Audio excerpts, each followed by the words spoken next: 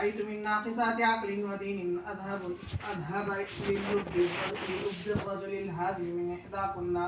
قلنا وما نقصان ديننا وعقلنا يا رسول الله؟ قال أليس شهادة المرأة مثل نصف شهادة الرجل؟ قلنا بلى. قال فذلك من نقصان عقلها. أليس إذا حادت لم تصلي ولم تصم؟ قلنا بلى. قال فذلك من نقصان دينها. امام بخاری رحمۃ اللہ علیہ نے باب مباشرت الحائض، یہاں آخر میں ایک بات کا اشارہ فرمایا کہ آپ علیہ الصلاۃ والسلام جس وقت یہ سنتے تھے کہ خواتین اپنی بیویاں ایام میں آ چکی ہیں تو امرہا فتزرت وہی حائض، آپ نے حکم دیا کرتے تھے چلو بھائی تم اپنے پاکی کا اہتمام کر لو اور بستر پر آرام کرو. تو یہاں پر امرہا پر فوراً عمل ہوتا تھا، فتزرت. اسی کے تحت اس مضمون کو بھی امام بخاری رحمۃ اللہ لا رہے ہیں کہ شوہر اگر حکم دے تو حکم عدولی سب سے بڑا گناہ ہے. حکم دے تو اس حکم کا پاس و لحاظ رکھنا یہ عورت کا مذہب ہے، یہ عورت کا بلکہ فریضہ ہے. اذا صلت خمسہا وصامت شہرہا واطاعت بعلہا وحفظت نفسہا دخلت الجنہ. 5 وقت کی نماز، رمضان مبارک کا روزہ، اطاعت شوہر اور حفاظت نفس، اتنا کر لے تو جنتی بن جائے گی. تو اس میں فرائض میں اطاعت بعلہا، اپنے شوہر کی بات ماننا، یہ بھی فرائض میں شامل ہے. اب یہاں عورت کا عنوان تو قائم کیا کہ عورت روزہ چھوڑ دے گی، جیسے نماز نہیں پڑھے گی ویسا روزہ بھی نہیں رکھے گی. ہاں البتہ نماز کی قضا نہیں ہے لیکن روزے کی قضا ہے.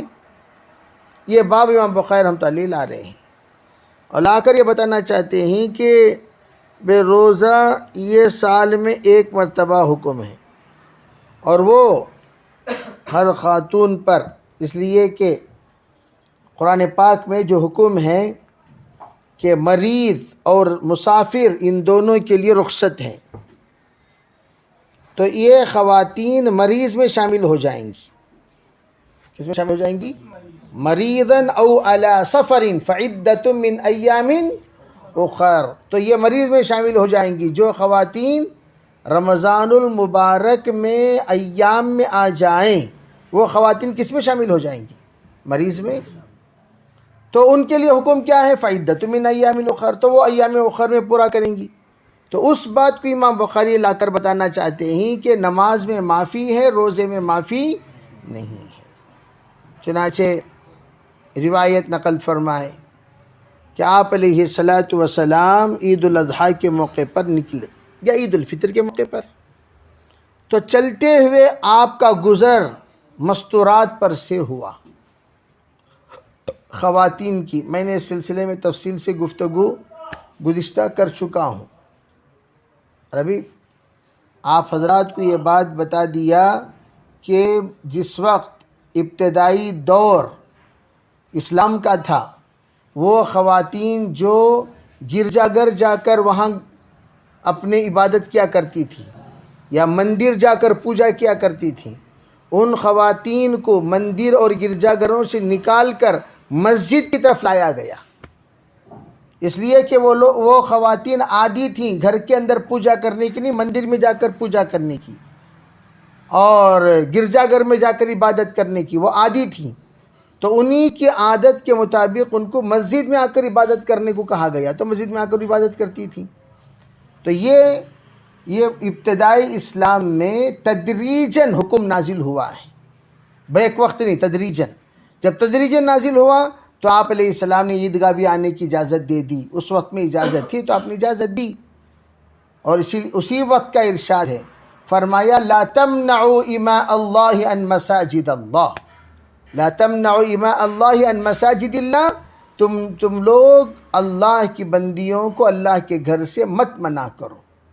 یہ اس وقت کی بات ہے جب آپ نے ارشاد فرمایا۔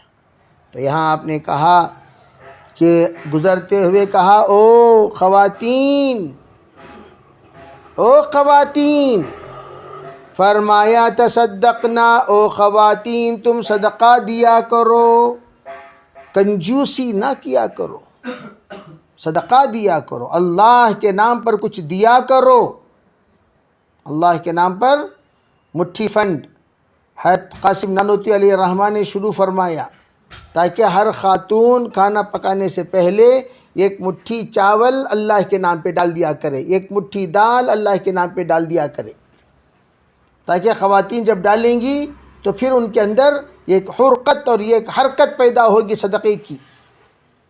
اور وہ بیچاریاں پیسے والیاں تو ہیں نہیں، غلے والیاں ہیں، ان سے کہو تم صدقہ کرو، پیسوں کی تو کہاں سے صدقہ کریں گی، بیچاریوں کے پاس گن گن کے شوہر دیتا ہے۔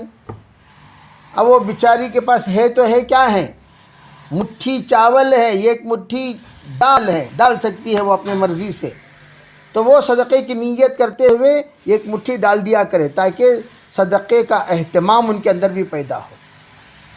فرمایا تصدقنا، تم صدقہ کیا کرو، فَإِنِّي أُرِيتُكُمْ أَكْثَرَ أَهْلِ النَّارِ، میں تمہیں سب سے زیادہ جہنم میں دیکھا، اکثر جہنمی تم تھے، یعنی عورتیں، صنف نازک کو میں نے سب سے زیادہ جہنم میں دیکھا، اکثر تعداد انہی کی تھی۔ یہ کیوں؟ سب سے پہلی بات یہ ہے کہ ان کی فطرت کیا ہے، اذا اجتمعنا قلنا وقلنا، اذا اجتمعنا، جب وہ جمع ہو جاتی ہیں بولتی ہیں، وہ جو بولنے کی عادت ہے، کیا بولنا، کس کی طبی غیبت بولو، کس کے طبی عیب بولو، کس کی طبی خرابی بولو، کس کی طبی برائی بولو، وہ بولنے کی اب عنوان رہا۔ اب عام طور پر آپ دیکھیے کوئی اہم عنوان آپ دیجئے اس مقرر کو جو بہت بولتا ہے، اس عنوان کا اگر مطالعہ نہیں ہے تو وہ اپنی تقریر مختصر کر لے گا، اگر وہ جس میں چل پڑتا ہے وہ عنوان دیجئے تو خوب چلے گا، 1.5 گھنٹہ بیان۔ ارے یہ تو ہمارا عنوان ہے، اس عنوان پر میرا مطالعہ ہے، یہی عنوان تو میں زندگی بھر بولتا ہوں، تو خوب بولے گا۔ وہ ایسا عنوان دیجئے آپ جو عنوان اس کا مطالعے میں نہیں ہے تو وہ اپنے عنوان کو سکڑ لے گا، مختصر کر لے گا۔ اس سے زیادہ آپ یوں کہیے آپ کو عربی میں بیان کرنا ہے، تو جو ہی آپ کہیں گے عربی میں بیان کرنی ہے تو پھر اس کے بعد اس کا بیان انتہائی مختصر ہو جائے گا، خیر الکلام ما قل و دل۔ اب مستورات کو بولنا ہے، عربی 1.5 گھنٹہ بولنا، کیا بولیں گی، اپنے پاس پونجی ختم ہو گئی۔ اب وہ لامحالہ ان 1.5 گھنٹوں کو جو اپنی فطرت پر مجبور ہو کر یہاں کی بولتی ہیں، وہاں کی بولتی ہیں، ادھر کی بولتی ہیں، ادھر کی بولتی ہیں، پورا ماحول گرم کرتی ہیں۔ اچھا، بولنے کے بعد وہ ماحول یوں ہی رک نہیں جاتا، وہ ٹرانسفر ہوتا ہے اپنے شوہروں کی طرف، وہ ٹرانسفر ہوتا ہے دیگر عورتوں کی طرف، خام و خواہ ایک بات کا مکمل طور پر رتی کو ہتی بنا کر پھیلا دیتی۔ میں اکثر کہا کرتا ہوں مسالہ ڈالے بغیر ان کا کوئی کام ہوتا ہی نہیں۔ کچن روم میں ڈالو تو مسالہ، بات کرو تو مسالے دار گفتگو، وہ بے مسالہ یہ گفتگو کرنے کے عادی ہیں ہی نہیں، تو خوب اب بیچاریاں ان کی عادت، وہ گھبرا گئی اللہ کے رسول کی اس بات کو سن کر۔ فَقُلْنَا وَبِمَا يَا رسول اللہ، حضور وجہ کیا ہے؟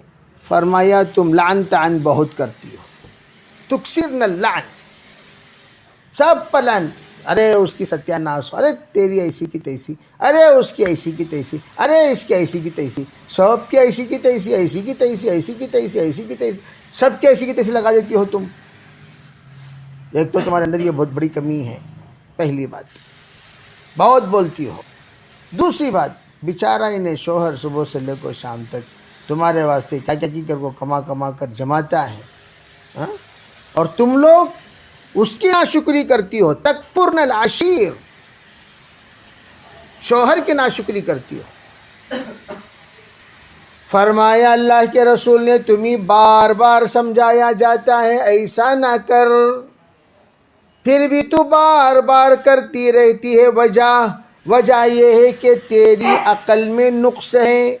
فرمایا ما رأیت من ناقصات عقل و دین اذهب للب الرجل الحازم من احداکن، میں نے نہیں دیکھا کہ دین کے اعتبار سے بھی عقل کے اعتبار سے بھی کمزور عورت وہ عاقل ماہر باہر کی عقل کو لے جاتی ہے.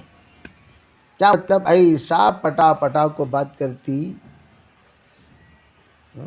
اب یہ بیچارہ ماہر صوفی نیک پاک سمجھدار وفادار ہو کیا جی ٹھیک ہے جی چھوڑو کیا کرنا کی کریں گے. اب یہ بیچارے کا مزاج بدل گیا. اللہ اللہ بول کو تھا سو کبھی بھی کسی کے بارے میں کچھ سوچتا نہیں تھا، بولتا نہیں تھا، کرتا نہیں تھا. اس کا مزاج بدل گیا. اور اس کی عقل جو سوچنے کی فہم کی اس کے اندر بذات خود موجود ہے، اس سے بھی ہاتھ دھو بیٹھتا ہے. کیا مطلب؟ اس کی طرف بھی وہ توجہ نہیں دیتا تھوڑی دیر کے لیے. ارے یہ بول رہی ہے میں سن رہا ہوں، کیا یہ جو بھی بولے وہ سب میں کرتا رہوں؟ یہ کون سی چیز ہے بھائی؟ اس کے ذہن میں یہ بات نہیں ہوتی. فرمایا حضور بہت اچھی بات ہے، وَمَا نُقْصَانُ دِينِنَا وَعَقْلِنَا یا رسول اللہ. دین اور عقل کے اعتبار سے نقصان یہ کس اعتبار سے ہے؟ ذرا واضح فرما دیجیے. فرمایا اچھا تم لوگوں نے یہ نہیں محسوس کیا عورتوں کی گواہی یہ تو مردوں کی آدھی گواہی سمجھی جاتی ہے. شہادت المرأة مثل نصف شہادت الرجل. فرمایا جی حضور بالکل ہم نے ایسے ہی دیکھا. فرمایا یہی تو ہے نقصان عقل. فرمایا اچھا کیا تم نے یہ نہیں دیکھا کہ جب تم حائضہ ہو جاتی ہو نماز بھی نہیں پڑھتی روزہ بھی نہیں رکھتی؟ کہا جی بالکل حضور ایسا ہم نے دیکھا، ایسا ہم نے محسوس کیا، ایسا ہم پا رہے ہیں، ایسا ہم دیکھ رہے ہیں، ایسا ہی تو ہو رہا ہے. بلا. تو کیا کہا؟ فذالک، فرمایا یہی تو ہے من نقصان دینہا، عورت کے دینی اعتبار سے نقصان کا جو مضمون بتایا گیا وہ یہی ہے. تو دین کے اعتبار سے نقصان یہ ہے اور عقل کے اعتبار سے نقصان وہ ہے. اس بات کو آپ علیہ السلام نے ان کے سوال پر تسلی بخش آپ نے جواب عنایت فرمائی. وہ سمجھ گئیں کہ اس وقت میں آپ علیہ السلام جو بات کہنا چاہتے ہیں وہ اصل یہ ہے. اس پر الحمدللہ انہوں نے اپنے آپ کو جما لیا. عربی بات سمجھ میں آ رہی نہیں؟